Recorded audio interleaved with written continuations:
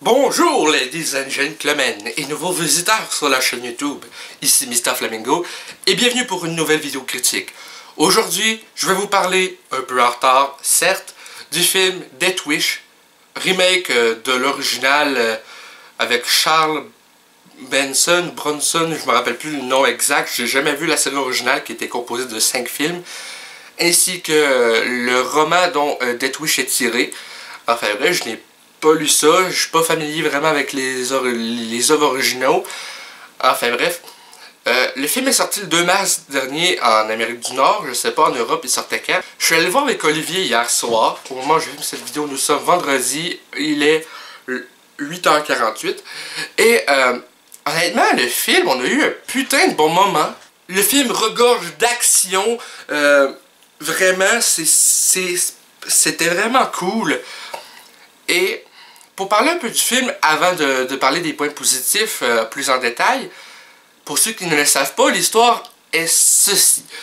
Paul Kersey, joué par Bruce Willis, dans cette version, est un chirurgien, alors que dans l'original c'est un architecte. Le jour de son anniversaire, alors qu'il est parti pour aider quelqu'un, genre un patient je pense, ou en tout cas quelqu'un qui avait de la fièvre et autres, je pense que c'est à l'hôpital, j'ai pas trop compris ce passage en particulier. Sa femme et sa fille vont être victimes d'une invasion de domicile par un groupe de 4 personnes.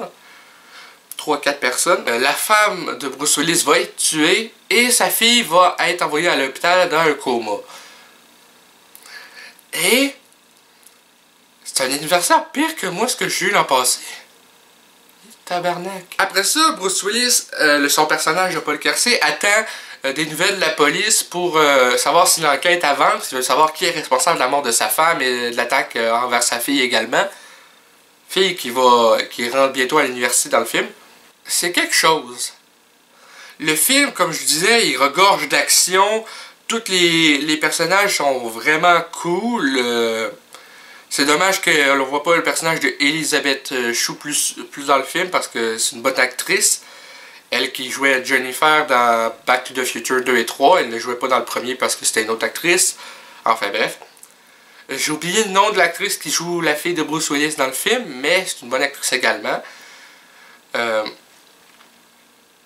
Et pour parler un peu de pourquoi ça a pris beaucoup de temps avant que j'aille voir le film, c'est parce que à ma fête, le 5, Olivier, il pouvait pas venir avec moi puis Eddie au bowling et autres parce qu'il travaillait, il n'a pas pu avoir congé, donc on s'est dit, il m'a dit, gars, si tu veux à la plage, je t'invite au cinéma jeudi, on ira voir Death Wish ensemble, puis c'est moi qui paye. Enfin, j'étais genre, ok. Donc, à ce niveau-là, c'était un super cadeau de fête de la part de mon meilleur ami, donc merci Oli, le film était vraiment cool. Et c'est ça, le film, beaucoup de violence, action, personnages intéressants pour Paul Kersey.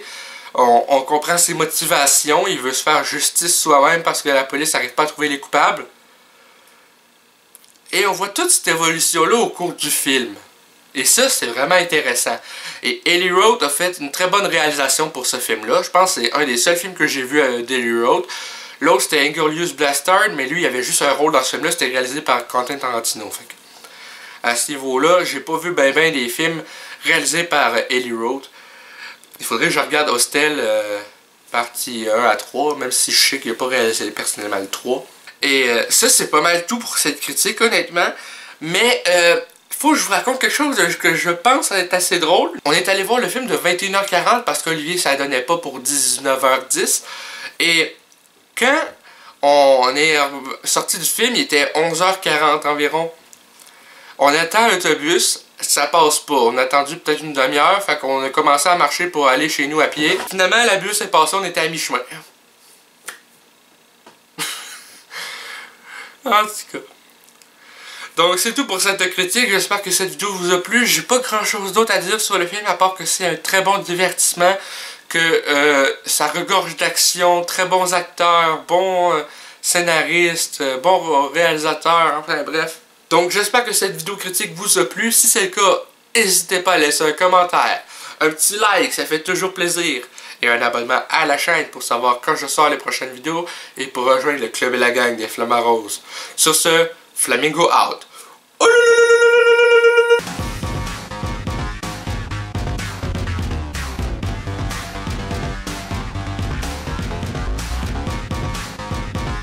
Hey le grand, c'est quoi que t'attends pour t'abonner, sacrament?